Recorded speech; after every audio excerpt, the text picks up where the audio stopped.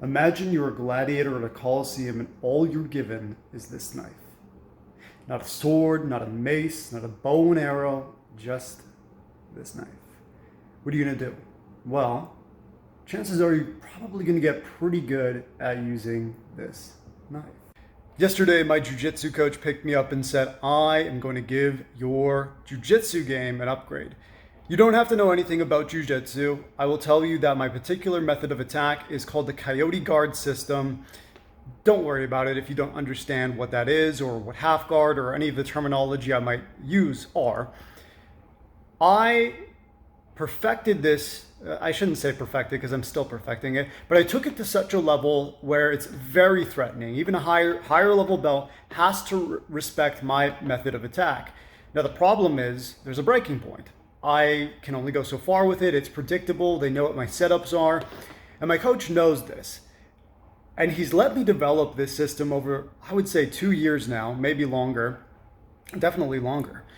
And he said, okay, you've reached a point where you need more entries. So here's another entry. Here's another method of attack. Here's another setup. And what that does is because I was so good and I'm so good at my main method of attack that even when there are situations where it's not optimal, because I'm so efficient at it, I can still threaten people with it. Now that I have these new tools, it makes it that much sharper, that much more threatening. But he didn't give me those tools right off the bat because he wanted me to develop it and find the breaking points myself.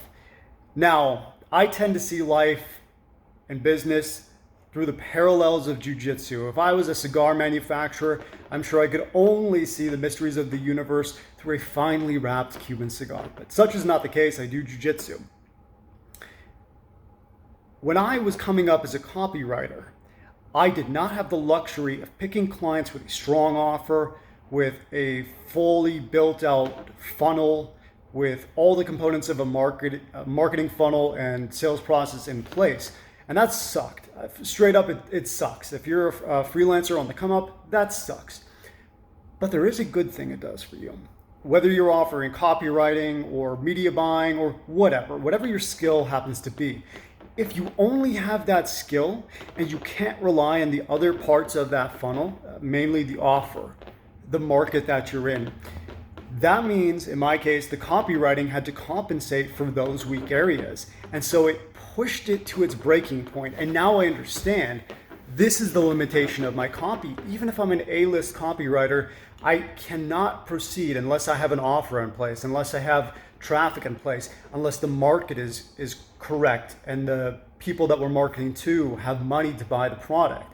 And all those things matter, but you don't know that and you can't appreciate that until you develop your skills to a particular level. And that's what I've done.